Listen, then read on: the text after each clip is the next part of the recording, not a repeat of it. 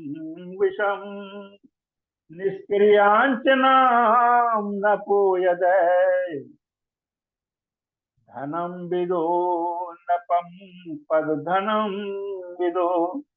आकाशवाणी को मैंने सुना तो उसमें दो ही अक्षर मुझे जो है सुनाई दिए, तय और पै।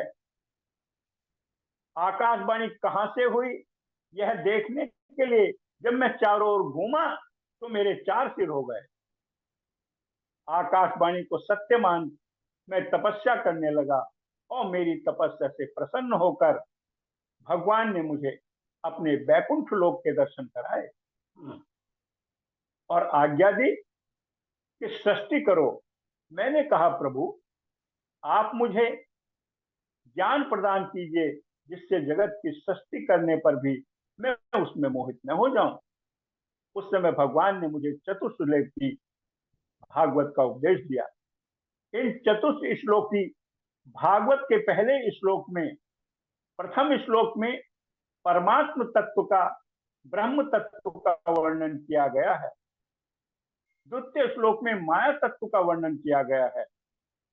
तृतीय श्लोक में जीव तत्व का वर्णन किया गया है और चतुर्थ श्लोक में संसार से युक्त होने का उपाय बताया गया है। जो चतुश्लोकी श्लोक हैं वो इस प्रकार से हो जाते हैं। अहमे बास में बाग्रे नान्यत सद सत परम पश्चादहम यते तच्च यो विशिष्यते सो सम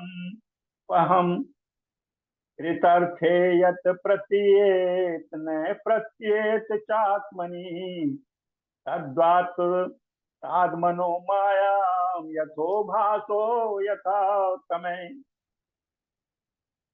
पहले श्लोक में जो है अहमे वासमे वाग्रे, ब्रह्मा जी इस जगत की सृष्टि से पूर्व केवल मैं ही था और मेरे अलावा कुछ नहीं था।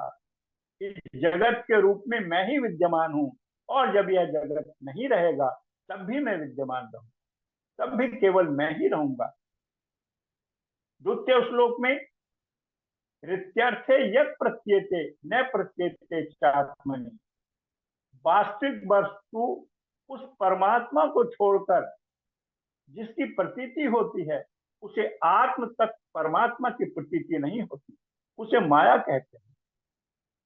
जैसे आकाश में चंद्रमा एक है परंतु आंख के सामने उंगली रखने पर वह दो प्रतीत होती है, और आकाश में तारों के मध्य राहु नामक ग्रह विद्यमान है परंतु उसका ज्ञान नहीं होता।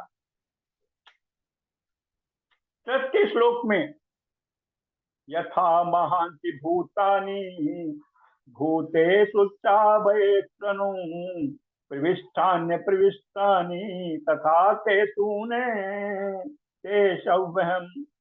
जैसे प्राणियों के छोटे बड़े शरीर में आकाश आदि पंच महाभूत प्रविष्ट होते हैं, पहले से ही विद्यमान रहने के कारण नहीं भी होते, ऐसे ही ब्रह्मा जी प्राणियों के शरीर में आत्म रूप से मैं सदा प्रविष्ट हूँ और मेरे अतिरिक्त कोई दूसरी वस्तु है ही नहीं, इसलिए मैं उसमें प्रविष्ट नहीं हूँ।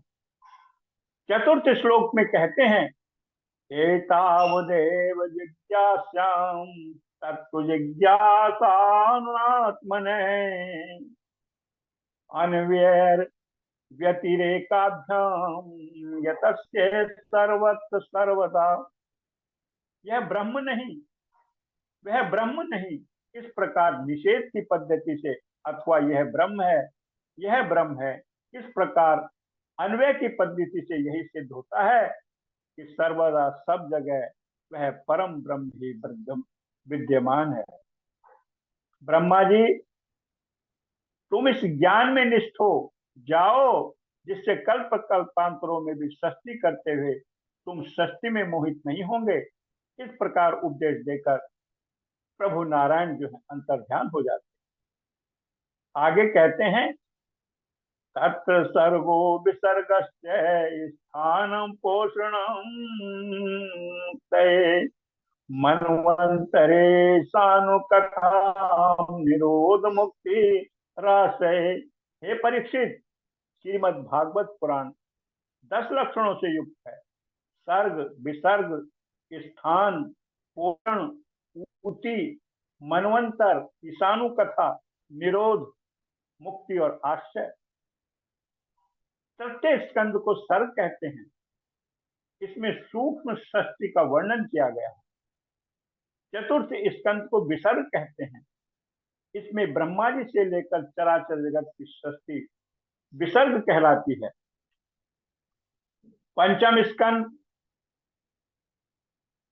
को स्थान कहते हैं। प्रतिक्षण विनाश की ओर बढ़ने वाली शक्ति को एक मर्यादा में स्थित रखने से भगवान की जो श्रेष्ठता सिद्ध होती है उसे स्थान कहते हैं। षष्ठम स्कंद को पोषण कहते हैं। भगवान को अपने भक्तों पर अहौतिक रूप कृपा ही पोषण है। सप्तम स्कंद ऊति कहते हैं। जीवों की वे वासनाएं जो उन्हें कर्म बंधन में डाल देती हैं उसे ऊति कहते हैं। अष्टम स्कंद को मनवंतर कहते हैं।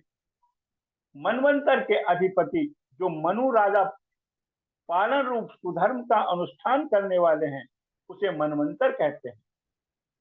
नवम स्कंद को ईशानु कथा कहते हैं। भगवान और भगवान के भक्तों की ईशानु कथा कहा गया है। दसम स्कंद निरोध है। जब भगवान योग निद्रा का आश्रय ले शयन करना चाहते हैं उस समय जीव अपनी उपलब्धियों के साथ प्रभु में लीन हो जाता है। यही निरोध है। एकादश स्कंद को मुक्ति कहते हैं और द्वादश स्कंद को आश्रय कहते हैं। इस जगत की उत्पत्ति और प्रलय जिस तत्व से प्रकाशित होती है वह परम ब्रह्म ही सबका आश्रय है। परीक्षित, इन 10 लक्षणों से युक्त श्रीमद् भागवत महापुराण को ब्रह्मा जी ने नारद जी को सुनाया और यह मैं तुम्हें सुना रहा हूं। राजा परीक्षित सुखदेव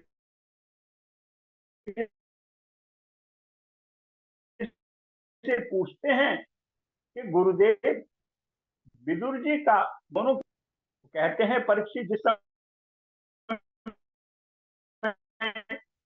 अंधे राजा धृतराष्ट्र अपने पुत्र के मोह में वह अन्याय पूर्वक अपने पुत्रों का पालन पोषण कर रहे थे और उस समय उन्होंने निरपराध महाराज पांडु के पुत्रों को जो सब तरह से योग्य थे, भ्रातुर्य विष्णुस्य सुताने विबंधून प्रवेश लाक्षा भवेन ददा, उनको भी जो है लाक्षा गृह में जलाने का प्रयास किया।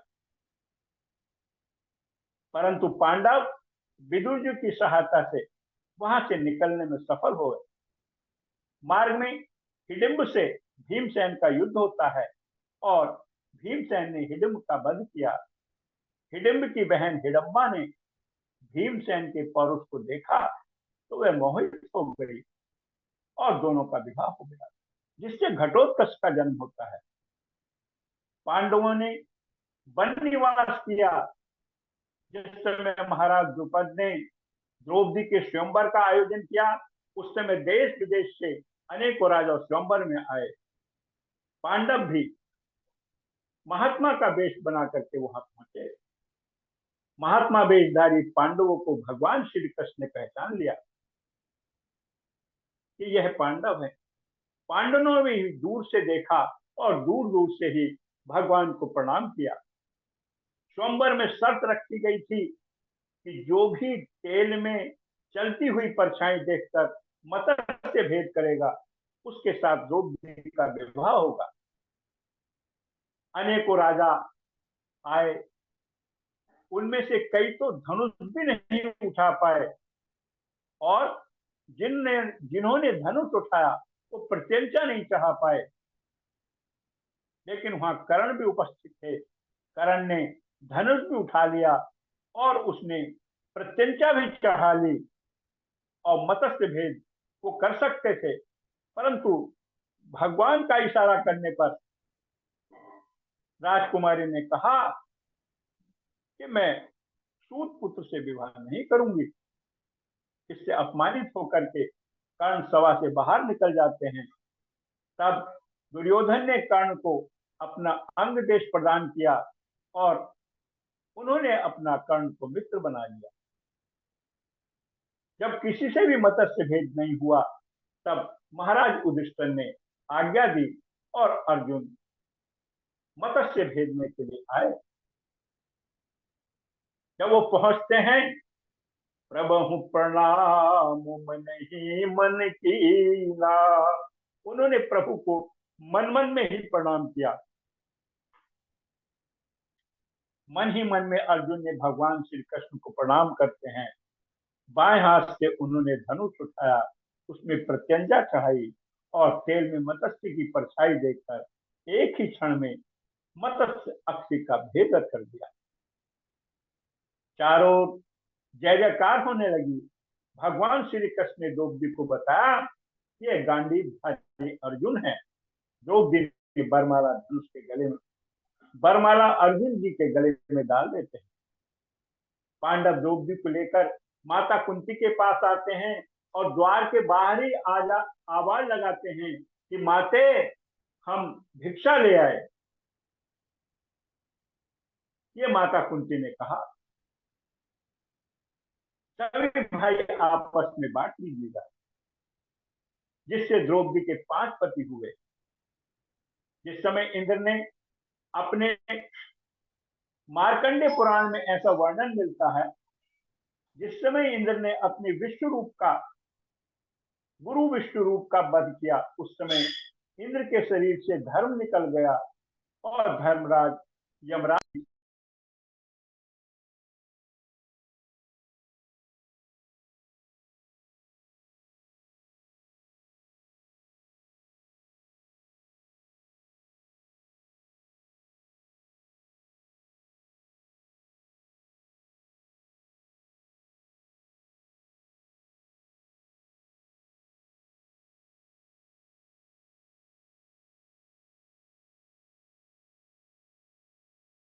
समाहित हो गया। जिस समय इंद्र ने ऋषि गौतम की पत्नी अहिल्या का अपराध किया, उस समय इंद्र का रूप निकलकर अश्विनी कुमारों में समाहित हो गया। कालांतर में ऋषि दुर्वासा के वरदान स्वरूप माता कुंती ने जब धर्मराज का आवाहन किया, तो इंद्र के धर्म के रूप में धर्माज युधिष्ठिर का जन्म हुआ। वायु देवता से इंद्र के बल के रूप में भीमसेन का जन्म होता है। अश्विनी कुमारों से इंद्र के रूप में नकुल और सहदेव का जन्म हुआ। अर्जुन के रूप में स्वयं इंद्र उत्पन्न हुए। द्रौपदी यज्ञ से उत्पन्न, जो इंद्र की पत्नी शची देवी हैं, जिससे 5 पांडवों का विवाह हुआ। जब महाराज धृतराष्ट्र को यह पता चला कि पांडव जीवित हैं, तो उन्हें हस्तिनापुर बुलवाया गया। पांडवों के रहने के लिए महाराज धृतराष्ट्र ने खांडव वन प्रदान किया और अर्जुन ने श्री कृष्ण की सहायता से इंद्र पर विजय प्राप्त कर खांडव वन को अग्नि प्रदान किया और मैदानव की रक्षा की, जिससे मैदानव प्रसन्न हो गया और उसने पांडवों के लिए इंद्रप्रस्थ नामक नगरी का निर्माण किया। जब पांडव समृद्ध हो गए, तो उन्होंने राष्ट्र यज्ञ किया। उस समय राष्ट्र यज्ञ में जब भगवान श्री कृष्ण की अग्र पूजा की जाने लगी, उस समय शिशुपाल भगवान कृष्ण को अनर्गल वार्तालाप जो है करने लगे।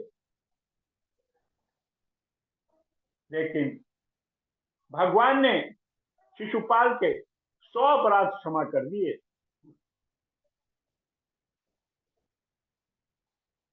जब उन्होंने 101वां अपराध किया, भगवान श्री कृष्ण ने चक्र सुदर्शन का स्मरण किया और शिशुपाल का वध कर दिया।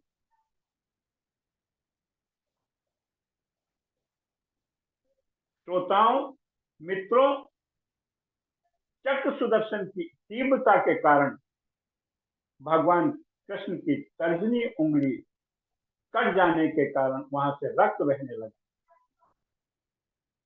उसे देखकर जो सत्यभामा इत्यादि थी या रुक्मणी जी,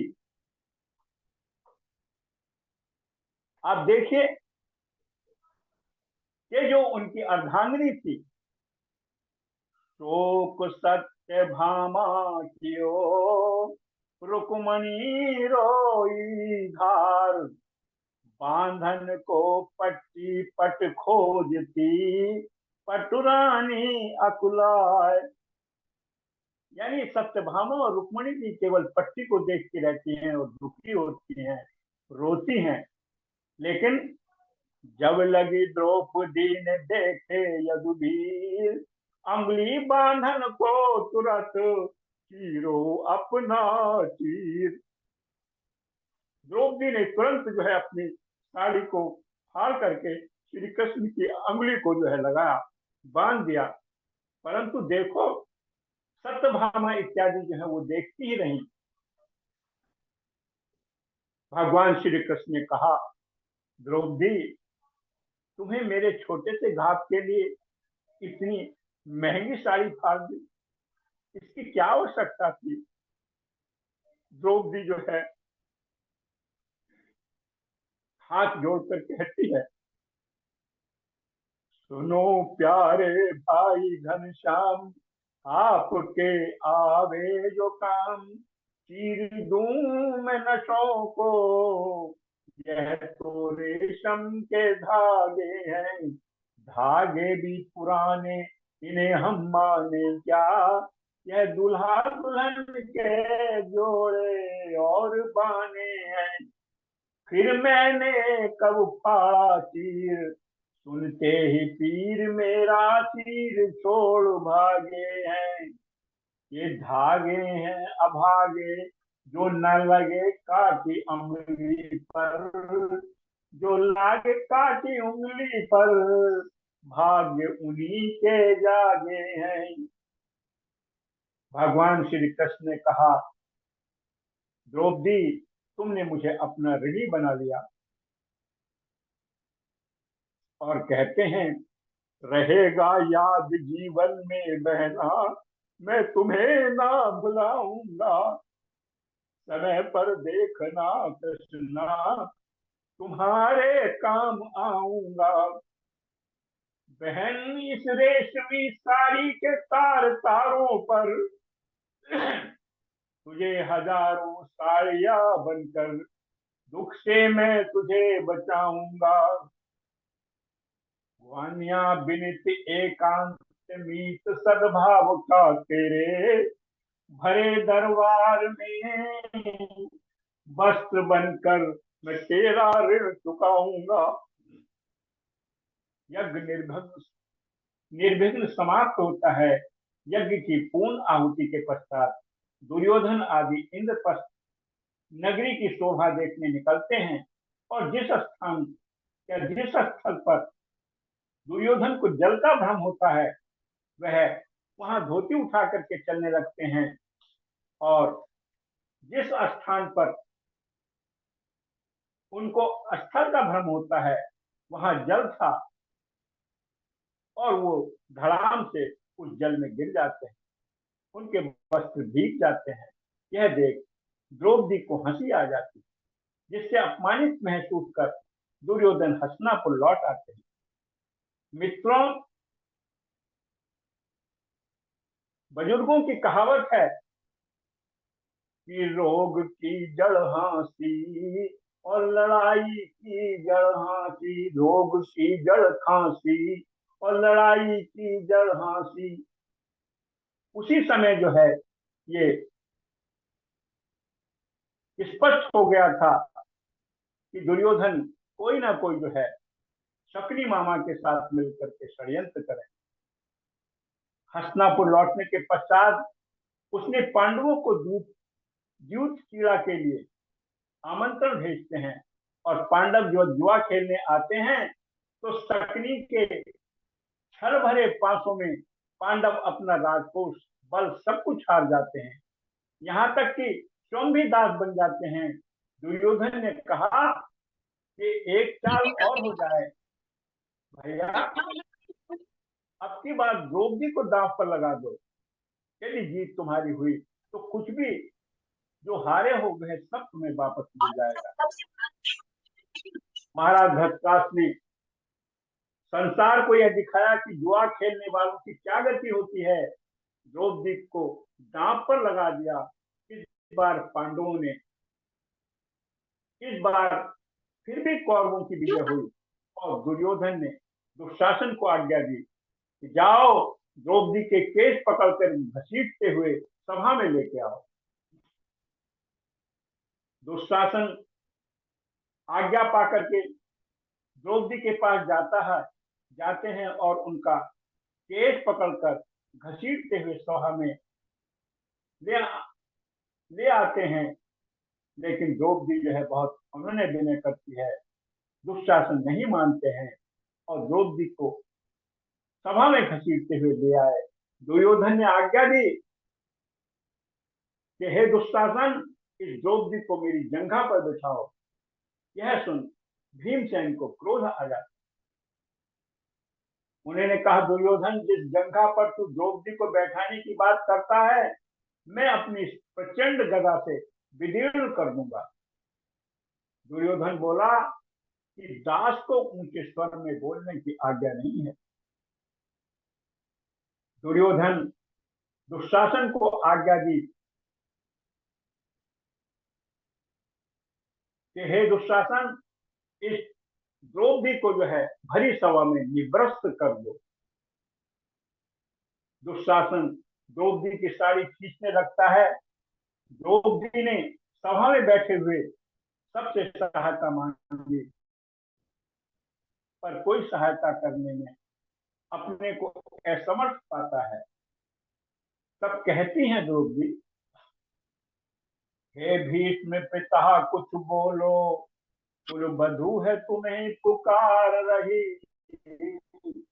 दुर्योधन जो व्यवहार किया, यह तुम सब कर लाया है। करता दुशासन दुर्व्यवहार, आर्यों की सब माताओं ने क्या नहीं दिया कोई संस्कार। मैंने तो दांव नहीं खेला, चौसर की शाही पीड़ा में है दोष नहीं जब कोई मेरा, तो फिर क्यों मैं ऐसी पीड़ा में। लेकिन विनाश काले विपरीत बुद्धि, वक्त जब खराब आता है बंधुओं, तो समय जो है नूर को बेनूर बना देता है, समय फकीर को हुजूर बना देता है, और समय की कदर कर ए बंदे, समय कोयले को कोहनूर बना देता है। समय नूर को बेनूर बना देता है, समय फकीर को हुजूर बना देता है, और समय की कदर कर ए बंदे, समय कोयले को कोहनूर बना देता है। तब चारों से निराश द्रौपदी ने गोविंद को याद किया। सजल कातर नेत्रों से करुण पुकार करती है।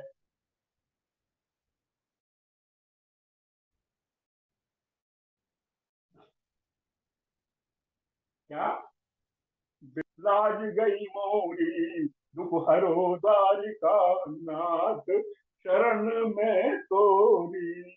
दुशासन बंश कुठार, महादुखदाई महादुखदाई। कर पकड़त मेरो चीर, लाज नहीं आई। अब हुआ धर्म का नाश, पाप रहो छाई। जब लखी आदम सभा की और नारी बिल खाई। शकुनी दुर्योधन कर्ण खड़े खल गेरो, दुख हरो द्वारिका नाथ, शरण में तेरो। यहाँ बैठे महासमाज नीति सब खोई, नहीं कहत धर्म की बात सभा में कोई। पांचों पति बैठे कौन कौन गति हुई, ले नंद नंदन का नाम द्रौपदी रोई। कर बिलाप संताप सभा में तेरो, दुख हरो द्वारिका नाथ शरण में तेरो। सुन दीन बंधु भगत हितकारी, दुख हरो द्वारिका नाथ शरण में तेरी। तुम संतन को सुख देत देव की नंदन, है महिमा अगर अपार भक्त उरचंदन। तूने किया सिया दुख दूर शंभु धनु खंडन, हे हे तारण मदन गोपाल मुनि मनरंजन। करुणा निधान भगवान करो न देरी, दुख हरो द्वारिका नाथ शरण में तेरी। जब द्रौपदी ने इस प्रकार गोविंद का बार बार स्मरण करते होते हैं, तब मेरे कृष्ण भगवान वस्त्रावतार के रूप धारण करके प्रकट हो जाते हैं। बोलिए वस्त्रावतार भगवान की जय, भक्त वत्सल भगवान की जय। और दुशासन साड़ी खींचता जा रहा है, परंतु साड़ी थी कि समाप्त होने का नाम ही नहीं ले सकती। दुशासन सोचने लगा, इस साड़ी बीच नारी है के नारी बीच साड़ी है, साड़ी बीच नारी है के नारी बीच साड़ी है। कहाँ करे कहाँ करे देव बैरी प्रबल, प्रबल जो सहाय यदुवीर। 10,000 गज बल सको घटों में 10 गज तीर। 10 गज तीर जो है वो समाप्त नहीं हुआ और निरंतर बढ़ता चला जा रहा था। भक्त कवि श्री सूर किशोर जी कहते हैं, तू नीरी मैंने निर्बल के बलराम, तू नीरी मैंने निर्बल के बलराम। दुशासन की भुजा थकित भई, बसन रूप भय श्याम। तू नीरी मैंने निर्बल के बलराम। अपबल तपबल और बाहुबल, चौथा है बलदाम। सूर क्रोटोर कृपा से सब बल, हारे को हरि नाम। सुनेरी मैंने निर्बल के बलराम। इस प्रकार से भगवान श्री कृष्ण ने भरी सभा में द्रौपदी की लाज की रक्षा की। बोलो भगवान भक्तवत्सल भगवान की जय, बस्तावतार भगवान की जय, भागवत पुराण की जय, श्री सुखदेव जी की जय। प्रभु गुरुदेव के चरणों में आज का वक्तव्य समर्पित। बहुत बढ़िया, जय हो। बहुत सुंदर, बहुत सुंदर। हरे डॉक्टर साहब, ठाकुर जी कृपा सदैव बनी रहे। बहुत अच्छा। आप तो सबके लिए प्रेरणा स्रोत हैं कि आपको देखने मात्र से इनके अंदर एकदम रोम रोम जो है तो पुलकित हो उठते हैं और एक नया संदेश मिलता है कि हमको जरूर ज़्यादा से ज़्यादा मेहनत और परिश्रम करना चाहिए। ये आपके वक्तव्य मात्र से इनको सीख मिलता है और वक्तव्य भी बहुत बढ़िया आपने, भाव बहुत उत्कृष्ट है। ठाकुर जी कृपा बनी रहे। हमारे झा जी। एकदम एकदम डॉक्टर साहब की जय हो। डॉक्टर साहब हमारे प्रेरणा के स्रोत हैं। जय हो भैया, जय हो भैया की जय हो। डॉक्टर साहब हैं। सभी को साधुवाद, सभी को प्रणाम। इसी प्रकार गुरुदेव की विशेष कृपा है हाँ, जो कुछ कर पाता हूँ प्रभु। एकदम गुरु जी से आग्रह है कि एक दिन मुझे भी अवसर देंगे। बहुत अच्छा दादाजी, बहुत अच्छा वक्तव्य रहा आज का। अरे बहुत बढ़िया वैभव, बहुत बहुत सुंदर। तुम्हारा जो श्लोक सुनाते हो बड़ा एकदम से तेज गति से जो फ्रंटियर मेल चलती है, बहुत बहुत सुंदर लगता है। प्रेरणा के स्रोत हैं आप। बहुत सुंदर लगता है वैभव मोदक भैया, बहुत सुंदर लगता है।